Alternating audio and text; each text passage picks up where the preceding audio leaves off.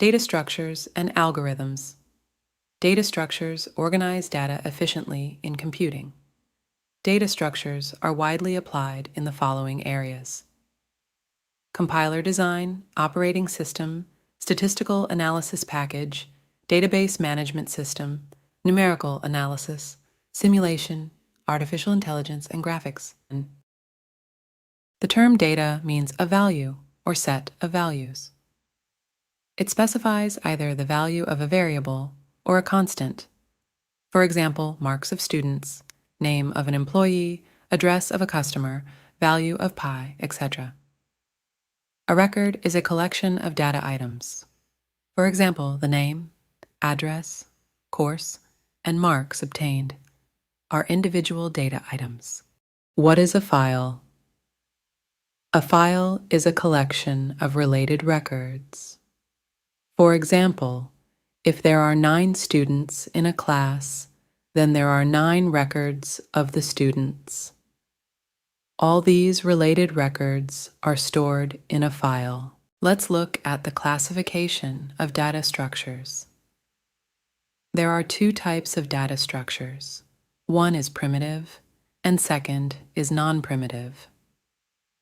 Primitive data structures are the fundamental data types which are supported by a programming language. Some basic data types are integer, real, character, and Boolean. Non-primitive data structures are those data structures which are created using primitive data structures. Examples of such data structures include linked lists, stacks, trees, and graphs. Non-primitive data structures can further be classified into 2 categories: linear and nonlinear data structures. Let's move forward with linear and nonlinear data structures. If the elements of a data structure are stored in a linear or sequential order, then it is a linear data structure. Examples of linear data structures include arrays, linked lists, stacks, and queues. And if the elements of a data structure are not stored in a sequential order, then it is a nonlinear data structure. Examples include trees and graphs. We will cover up some basic definitions of each type of data structure discussed in this video. The first one is array. Arrays are linear data structure as explained before. An array is a collection of similar data elements. These data elements have the same data type. The elements of the array are stored in consecutive memory locations and are referenced by an index. Consider an example as shown here. An array can be represented like this.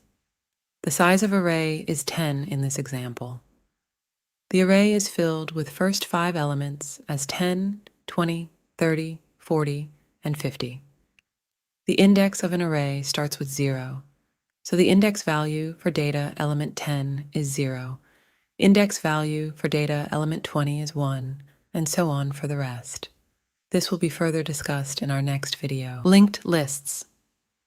A linked list is a very flexible, dynamic data structure in which elements, called nodes, form a sequential list.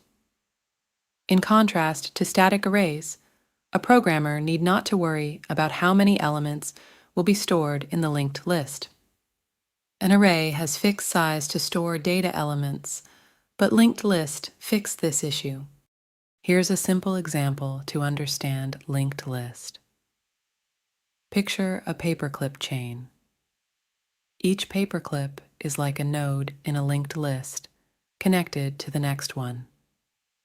You can add or remove paperclips without affecting the rest of the chain, just like how linked lists handle data changes. Stacks. A stack is a linear data structure in which insertion and deletion of elements are done at only one end, which is known as the top of the stack.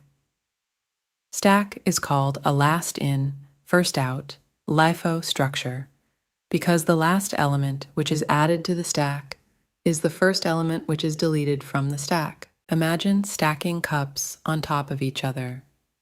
You can only add or remove cups from the top of the stack, similar to how a stack works. It is mimicking the last in, first out LEFO principle. So the last cup you put on the stack is the first one you take off. Queues. A queue is a first in, first out FIFO data structure in which the element that is inserted first is the first one to be taken out. The elements in a queue are added at one end, called the rear, and removed from the other end, called the front. Like stacks, queues can be implemented by using either arrays or linked lists. Imagine you're at a store's checkout. You join the line behind whoever got there first. As more people come, they line up behind you.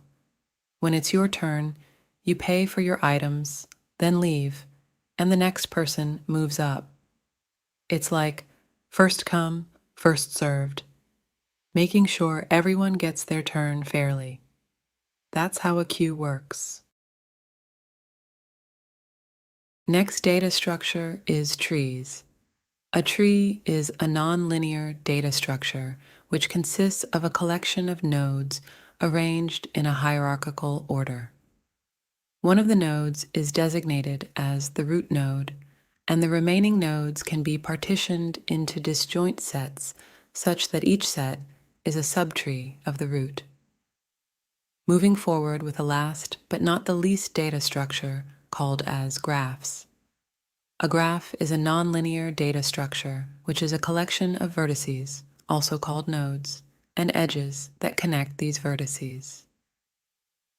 A graph is often viewed as a generalization of the tree structure, where instead of a purely parent-to-child relationship between tree nodes, any kind of complex relationships between the nodes can exist. Operations on data structures. This section discusses the different operations that can be performed on the various data structures previously mentioned. First operation is traversing. Second is searching operation. Third is insertion. Fourth is deletion. Fifth operation is sorting, and another operation is of merging. We will discuss more about these operations in another video. Before finishing this video, try to provide answers in comment box for the given question. Question 1. Which data structure is nonlinear? A. Stacks, B. Queue, C. Graphs, or D. None of the above. Next question. Which is a primitive data structure? A. Trees, B. Arrays, C. Boolean, or D. Linked list. Thanks for watching this video. Stay connected for upcoming series of data structure. Subscribe us today. Like, share, and comment. We would love to hear feedback from you.